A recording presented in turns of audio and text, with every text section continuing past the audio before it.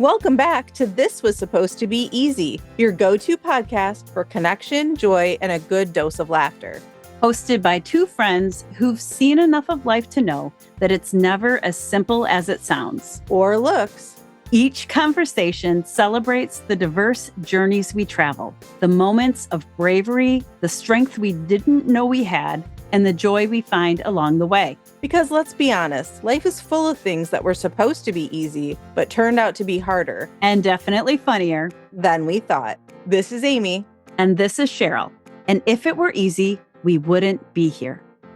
Hi, everybody. We are in for you. I should say you are in for a treat today, even though I feel like I'm in for a treat too. We are with Lee, and Lee has a really interesting story of dating online.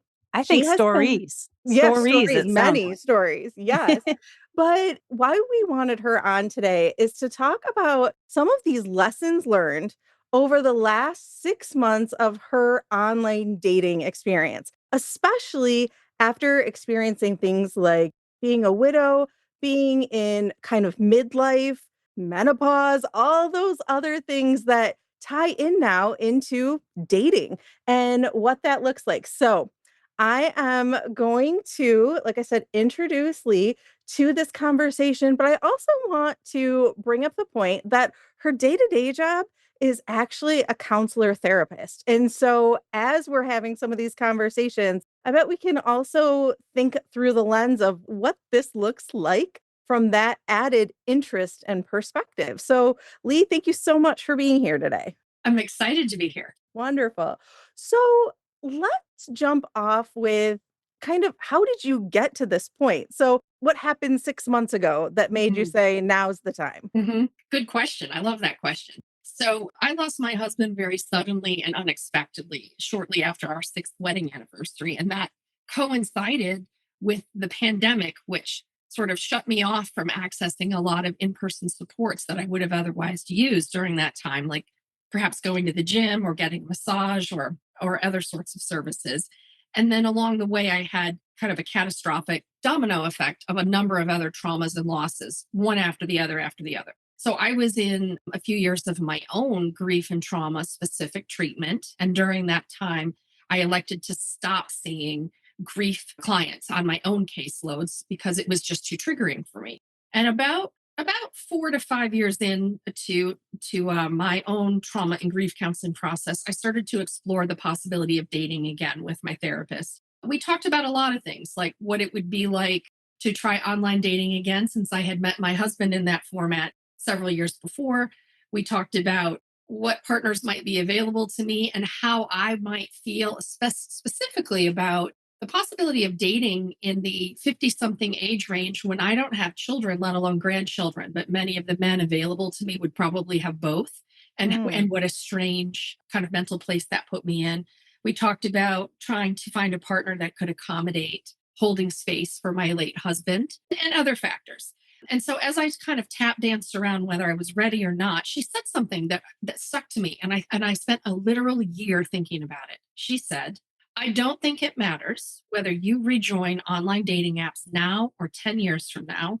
She said, I don't think the issue is whether or not you're ready to date. She said, I think the issue is that when you do it, it's going to make your loss that much more real, more final, more permanent. And that is what you're afraid of. And I couldn't stop thinking about that. And I spent a year wrestling with that. And I decided she was right. And so since my own clients tend to cancel heavily around the holiday season, I chose Thanksgiving through New Year's 2024 to relaunch myself online, knowing that if I was triggered, I would have a lot of time and space to handle that. That's exactly what happened. It was awful. I cried and cried and cried and cried. I hated it.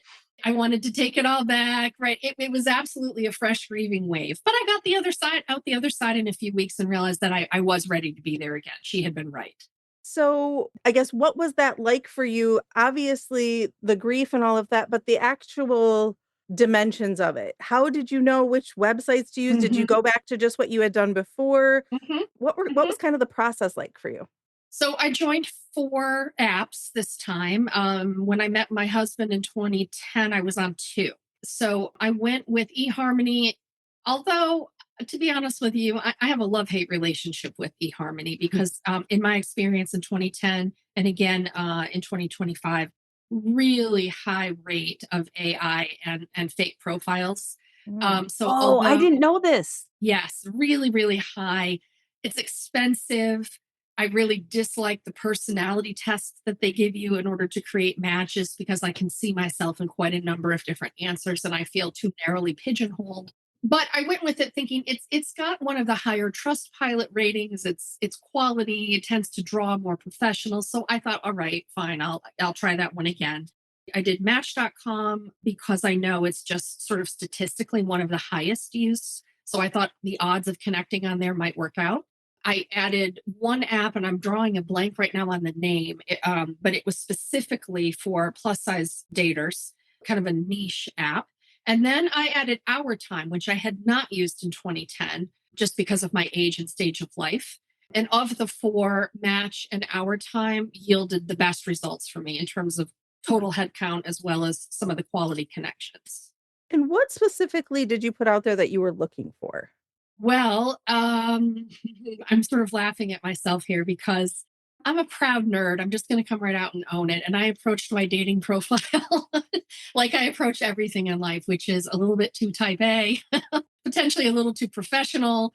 I tried extremely hard to use every character limit that was available to me. And I'll say that was intentional. So, a lot of the online dating coaches that are out there right now specifically tell women do not write a long profile. Men do not want to read a long profile. You need to write enough, a few sentences to hook them, and then tell them everything else you want to say once the connection starts, once the conversation is going. And I deliberated about that advice for quite a while, thinking if I write too much up front and sort of say who I am up front, am I going to turn some matches away that might otherwise connect with me? On the other hand, if someone's not willing to read a couple of paragraphs, they aren't right for me anyway, right? I'm not a short to the point person. I tend to be pretty wordy, whether I'm talking or writing. And I need someone who's a great conversationalist. I need someone who loves to read. And I want someone who's put some thought into their profile as well. So I went against advice and wrote a longer profile. And by longer, I mean, I'd have to go back and check, but I think on Our Time and Match, I think the character limit is 4,000. And I think I used maybe 3,000 characters, so maybe three or four paragraphs. We're not Okay. talking an essay here. Right. eHarmony, the plus size app, the name that's escaping me, you don't have an essay space. There are question prompts that you can choose to answer or not, but you can't just say what you want to say about yourself, which I dislike. So in those cases, I took my profile and broke it out into pieces so I could still say what I wanted to say, but in the context of responding to those prompts. And so the way I approached it was to say, in fact, I wish I had my profile open to read it to you. But I said about my personality type, my interests, my hobbies, what I do with my free time. But I said in there, I'm a young widow and I've done the hard work of grieving and I'm ready to date again because I know that the right kind of companionship makes life better and sweeter. I was careful to say I've done my work. I didn't want someone to think they were going to meet someone who was a mess that needed to be taken care of. What I Right. didn't say in my profile, even where prompted to put an occupation, I did not say what I do for a living. I Hmm. put mental health services because in the past, 2010 online dating, I learned that when someone found out right away what I did, that they would connect with me because they were a mess.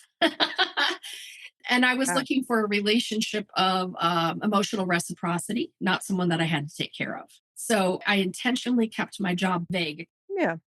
I tried to be a little bit funny, a little bit creative. I really wanted it to feel like someone had met me in real life and what I might say to someone the first time. So I worked hard on it and I had two male friends review it and give me feedback from a male perspective and two female Nice. friends do the same. And then I just sort of integrated all of that and launched it for better or worse.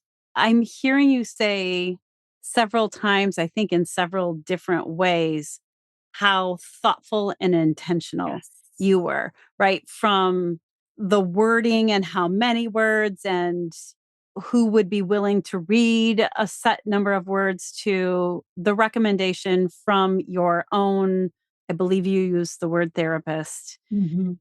and the year that it took you Yes. to make the move and make the decision. And I'm wondering where else that intentionality came through in terms of, I don't know, rules that you might have put in place for yourself or anything like that?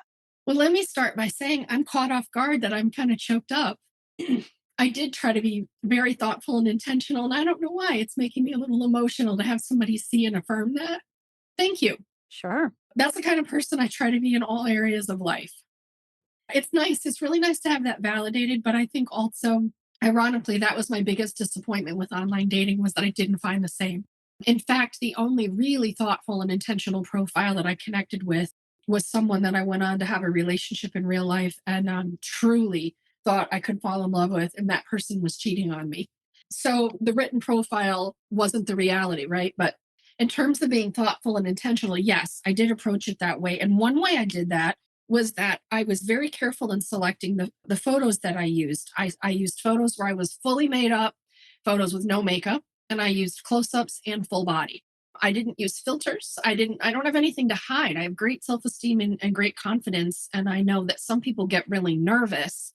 So they use photos that maybe from a younger age or when they were thinner or something like that. And then you're disappointed when you meet them in real life. Yes. I wanted to just be real. I was thoughtful and intentional about that.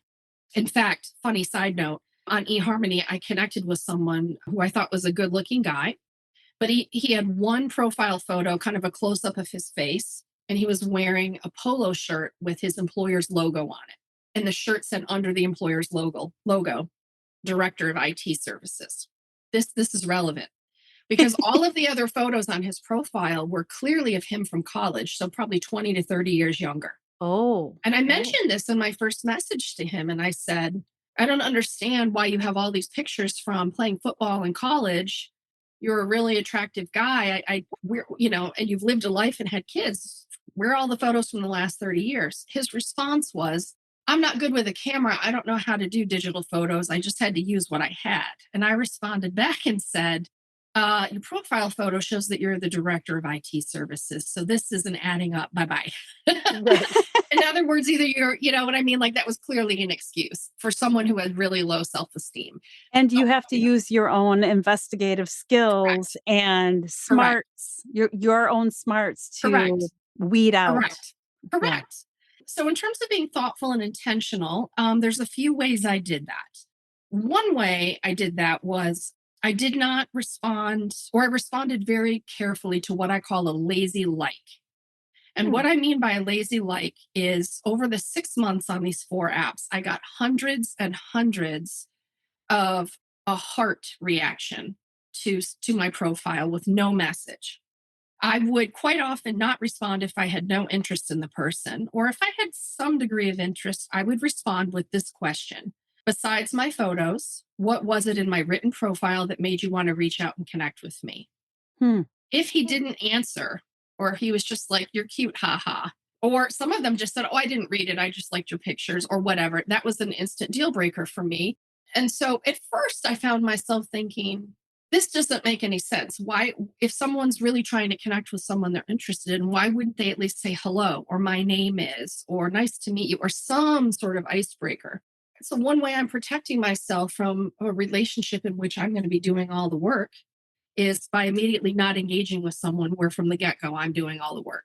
I did learn along the way that a number of the online dating profile or dating platforms boost your algorithm, meaning you show up at the top of search results and you show up more often, the higher the number of profiles that you interact with. Hmm. So I learned along the way that a number of these hundreds and hundreds and hundreds of lazy likes were not actually interested in me at all. They were liking every profile in order to be at the top of the search results, top of the algorithm, get exposure. So I didn't True. take that personally, but it was a way in which I weeded out from the beginning. A second way that I was really thoughtful and intentional, well, maybe I'll say third, because we talked about my photos and my profile and talked about lazy likes.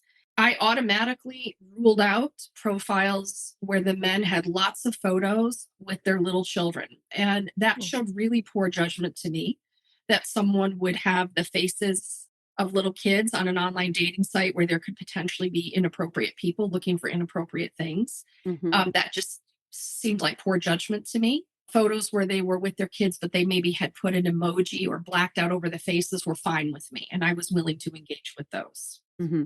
The fourth way, I guess, that I protected myself was that I thought about how the men's photos would translate to real life. So this was a piece of advice I got, and I don't remember the source.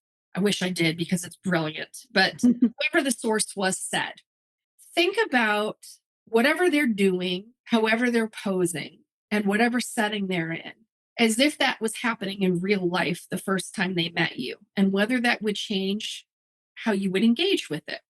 One of the things that men are notorious for on these online dating apps, so much so that it's a trope, is they will often pose at the gym in front of the weightlifting mirror with both biceps flexed. They will often pose in the gym locker room in front of a toilet or a urinal looking in the mirror. They will Whoa. often they often do this thing where they're sitting in their car and they're scowling. They look really mean and they're kind of looking down at the phone like it's up under the chin and the nose. Which is never a Uh, flattering position yes. anyway. And they will almost universally hold a fish like they've gone fishing, right? So I would try to flip that in my mind and think to myself, okay, so it's Saturday morning. I'm at Barnes and Noble. I'm browsing. I'm sipping coffee, and some guy comes up to me, flexes both biceps, and says, "Would you like to go talk in front of the urinal with me for a little while?" Automatic no, right?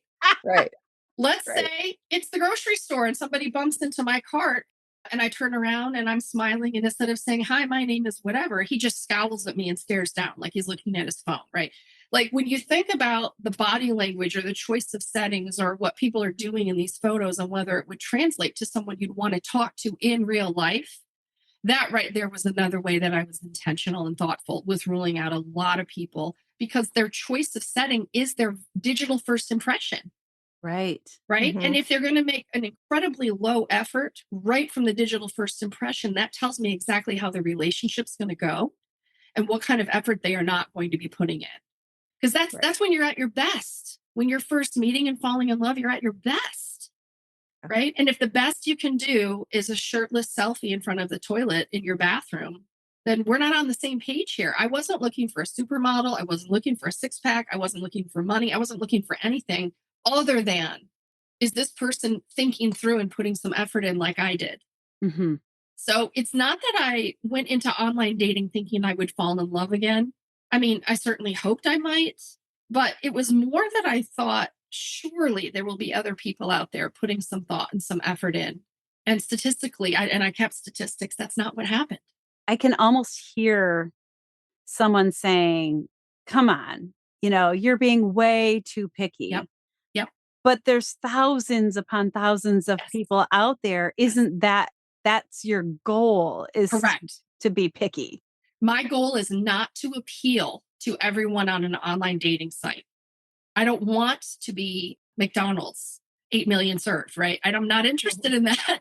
My goal is to appeal to the right small pool of people whose values, intellect, lifestyle, etc., align with mine in a way where there can be a connection. So I was not interested in having a high volume of connections. I was interested in having quality connections.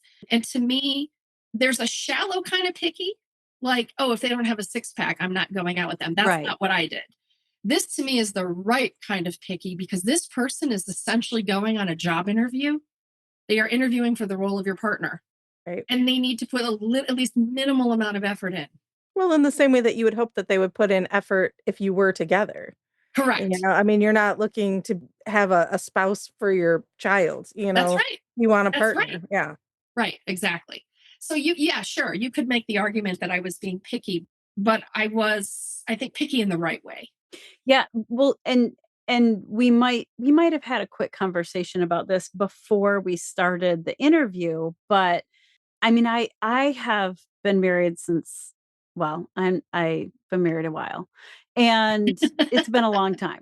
And so I don't know the dating world as it looks online at all.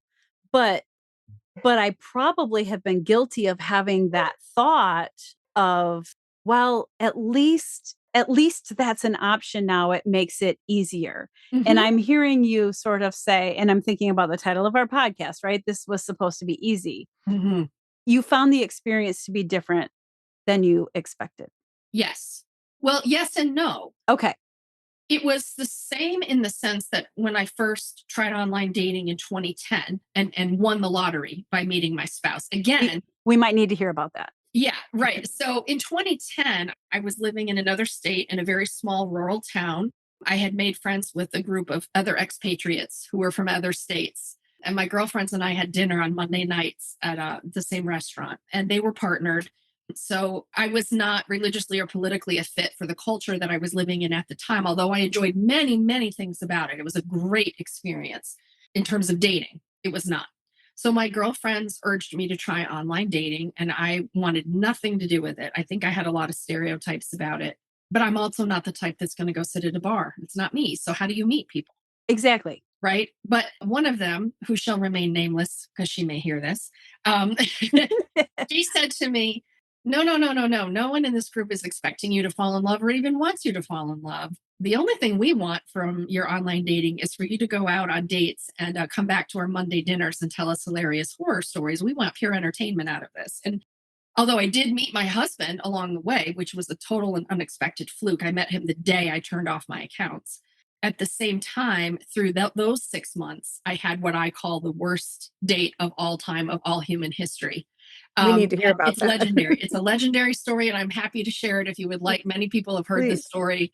It is, in my opinion, among all the bad dates I've ever had, it is a trophy winning, championship belt, Olympics level bad date.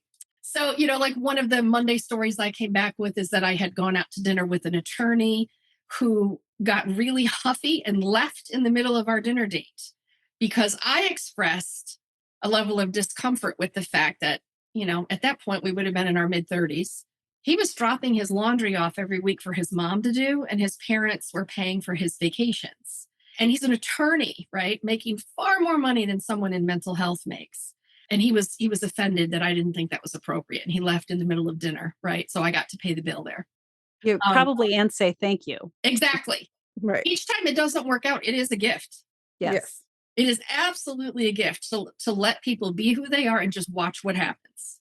So, although I met my husband at that time, the worst date of all time was I'm laughing even remembering this. We lived probably 4 hours apart within that state. So he wanted to meet halfway. Okay, that's fine. That's fair. I'm not going to ask him to drive 4 hours to me, right? He picked the Cracker Barrel.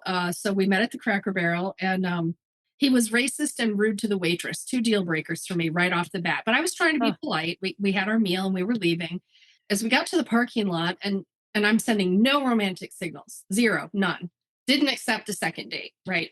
He leaned over and whispered in my ear, and it was dark, it was dinner. He whispered in my ear, "You can take your bra off now for me if you'd like to." No. In the Cracker What? Barrel parking lot. Oh, yeah. And Yeah. I burst out laughing because I didn't, I mean, it was so absurd. It can't be Right. You think serious. he's It can't be joking, right? serious. Yeah. And he was offended. He thought that's what was going He to was be happening offended. next. Right. So here it gets better. So I declined to remove my bra at the Cracker Barrel parking lot. I thanked him for the meal. We went our separate ways. A year later, I was getting groceries on a Saturday morning and my phone rang. And I won't say his name. Let's just call him John. John was not his name. I'm in the grocery store. I answer my phone and he says, "Hey, it's John." And I said, "John who?" Like I didn't even repeat. He had a unique name, but it had been a year and he was nowhere in my head. I didn't even remember who this was. And he was huffy that I didn't remember him. And he said to me, "I just wanted you to know you missed out on a great guy with me. I was going to get married today and you had a chance with me." And I said, "Was going to get married?" And he said, "Yeah, she just called off the wedding. And I was thinking, she's about your size and the dress would fit you. Do you want to get married?" N- Yes, I'm dead n- serious. I can Wow. see your faces. You don't believe me. I'm I'm dead I speechless. serious. mean, So I'm wow. standing in the grocery store, speechless, looking at my phone, and I said to him, "I don't know who to be more offended for. I don't know whether to be more offended that you think I'm available and I'm just going to drop what I'm doing and just marry you, right? On Right. the spot, or whether to be more offended for this woman who I think thought you loved her and you're finding her completely replaceable on short notice." And he said, "Well, I would have thought you'd be flattered." Those were his exact words. "Well, I would have thought you'd be flattered." And I said, "Well, you thought wrong." And I hung up and I blocked him. And I found out a few months later he actually passed. He had a heart attack and passed. And I felt sad about that. I didn't wish any ill on him. But that to me is from the bra at the Cracker Barrel to the and I thought you'd be flattered to step in on this wedding day is the worst date in You'd all of human history. you'd be Yes. flattered to marry me even though I Yeah, refused a second date. right. Right. Ugh. And I have a lot of crazy date stories, a lot of them. I've also, along the way, especially in these last 6 months, I've met some very nice people who were not at all right for me, but they were fine. Yeah. Right. I think one of my biggest takeaways from all of this is the very high number of men online who do not know that they are not ready to date. And I Mhm. don't know what it looks like from their side, if they're finding the same thing with women.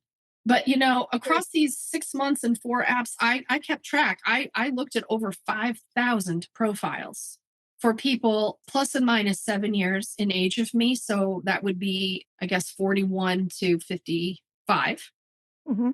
over 5,000 profiles. And I reached out and interacted to less than 2%.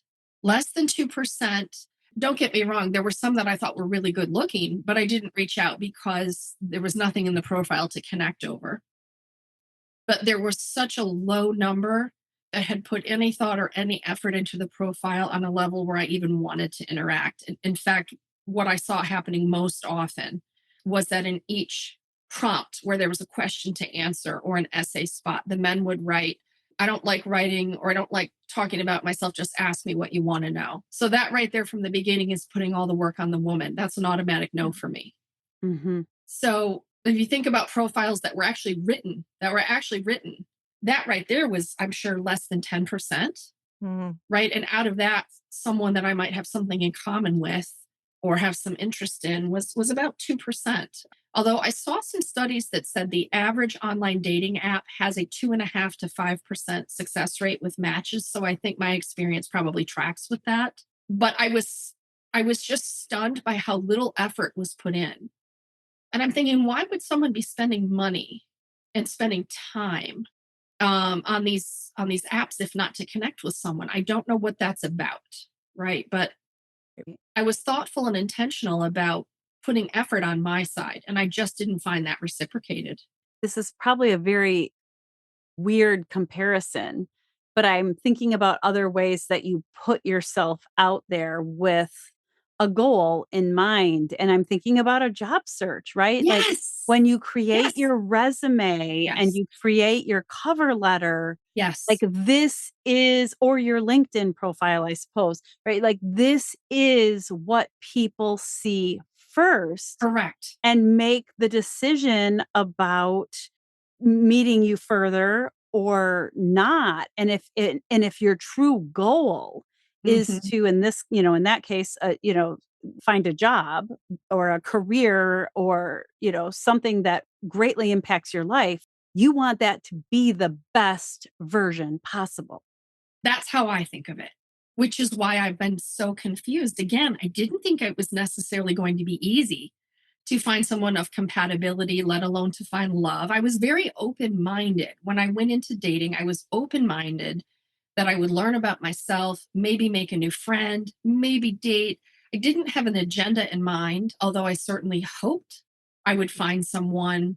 I was also nervous to find someone because that did represent another level of moving on and moving Mhm, forward in some ways, another level of loss integration. And that's hard. Mhm. It's really hard. The first time I kissed someone again since widowhood, the first time, that mhm, any of this, even thinking about another person romantically, there were a lot of steps, a lot of internal work I was having to do to navigate what that was like for me without feeling disloyal to my late spouse, who I would very much still be married to if I could be, right? And I made sure that I didn't re enter the dating pool until I was in a place where I knew I was not going to be comparing any prospective new man in my life to the past one, that there wasn't going to be a wish that he was my late husband, that they were really, truly separate beings. So it does raise the question, why were almost 5,000 profiles showing such little effort? If the goal is ideally you're going to find someone, but you're not putting any effort into it, then why are you on there? Why are you paying for it? because there were, in many cases, there wasn't even enough of a baseline layer that I think a one night stand would come out of it. If that's what someone was after, I don't even think there was enough there for that to happen. Right. So I don't know. I really don't know what that's about, but it reflected at least 90% of the profiles I engaged with. So, Lee, something that I've been wondering while you're talking, I took some notes and you mentioned your struggle with or wondering about so many of the profiles that you looked at and the fact that there were blank areas or fields Mhm. where the men hadn't chosen to share important information that you would think someone would share when they were looking for potential partners. And it just made me wonder if they hadn't gone to all the work because they might actually be looking for women who will do that work for them Mm, or be a partner who is just going to come in and fill in the blanks for them, mm, just do that work. Does that make mhm. sense? It makes a lot of sense. I think there's the possibility that some people are continuing what they've always known. Maybe they've always had a mom or a girlfriend or a wife who's overfunctioned and done everything for them, and they're playing that out again. Maybe they've just never learned how. Maybe they never learned that it matters to put in the effort.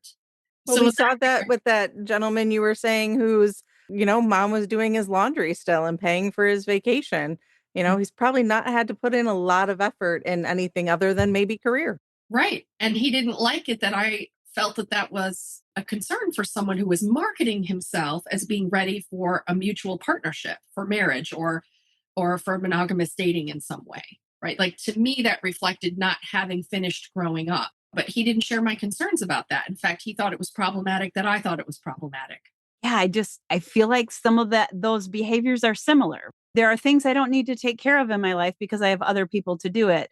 I'm joining this dating website and yeah, it gives me a lot of fields, but I don't need to fill them all in with that information because I don't know. But it makes me think too, though. I know a situation where I've spoken to a woman who's a mother and has an adult child and was saying how she really hopes that her adult child meets somebody in this situation. It was a male seeking female because she was tired of cleaning his house and doing his laundry and wanted him to find somebody who would take over those domesticated tasks. And I Mhm. found myself frustrated and saying, he's a grown man. He can do his own laundry and clean his own house. Mhm. Like, he doesn't need a woman to do that in his life. And it was this kind of old school Yeah. but it really did come from a point of like, this is again a mom talking about her adult son Mhm. that, yeah, I think there's still this, like, weird miscommunication of that's the service there, or that's what's supposed to happen. So it Mhm. makes sense as you 2 are talking about this that, yes, if somebody has been doing these things all or has sought out someone to fulfill this role in their life and has had to put in minimal effort to find that person, that they would only put in just enough effort now because they've almost been conditioned Right. throughout all of their years that, put in minimal effort, somebody's gonna do it, and then they'll pick up whatever I don't do. Mhm. Right. And so then, I had mentioned how I deliberately went against advice from a lot of dating coaches by writing a longer and more thoughtful profile, making mine a little bit more intentional and effortful from the get go. Because the prevailing advice again is men don't want to read all of that. Say just enough to get them interested and fill them in later once you're having one on one conversations. So I could see where my profile, the act of having to read a couple of detailed paragraphs, feels like effort to someone who wants to make little effort. They're not going to engage with my profile. That's a compliment, though. That's not wasting my time with someone who's not going to bring to the table what I'm bringing to the table in terms of mutual effort. So I don't obviously I don't know what the success rates look like, but I'm wondering if men who put out what we're all kind of calling these low effort profiles, I wonder if they're getting a lot of activity on the dating sites from women who are used to feeling like their worth or their value is in over functioning or over performing and doing that excessive caretaking. that's not where I find my worth and value. So that's a turn off for me. But I wonder, for me, the turn on is reciprocity. But I'm wondering if the men with the low effort profiles are actually getting a lot of traction, because there may be a lot of women on the sites who have been conditioned like men have, that they're supposed to do too much. I really came here today looking forward to hearing some of your stories, and we got deep. We got deep fast, but my mind is kind of doing that, Mhm. mind blown piece of this conversation that we're sort of puzzling together right now. Yes. Yes. And actually, you're making me think about how you had said earlier in our conversation, you had asked me what advice I might give someone about how they know if they're ready, or if they've done the work to make themselves ready to date. And I think one way of considering whether or not you're ready, whether you're a man or a woman, to be on the dating apps, is to really ask yourself if you're looking for an equal partner who will also sometimes need you to take care of them, or if you're looking for someone to simply take care of you. I Mm, think part of it's being clear about, are you looking to date because you have things to offer to contribute to someone else's life? Or if you're just looking to be on the receiving end? I think that's a really good clarifying question about where your motivations lie. right. And what you want to notice as you're looking Mhm. as well. I often think to myself, I love my life. I really do. I've tried to live my best single life. And I think of a well rounded, happy single life as being the cake, and the relationship potential maybe is the icing. But, it sounds funny to say this, but if someone was to say to me, just friend to friend, how do I know if I'm ready to get on the online dating apps? I might literally say to them, have you baked your cake? You don't need to go looking for icing or frosting to put on that cake if your life isn't already cake. I love that. That's It wonderful. Yeah, sounds that's cheesy, great. but that's Yes, what I would perfect. say. Yeah, I love it. Please join us in episode 33 as we continue this fascinating conversation with Lee and her experiences in online dating. Thanks for tuning in to This Was Supposed to Be Easy. Remember, the best stories are the ones we live. Don't forget to like, subscribe, and keep the conversation going, because life may not be easy, but listening in should be. Stay curious, stay connected, and keep wondering.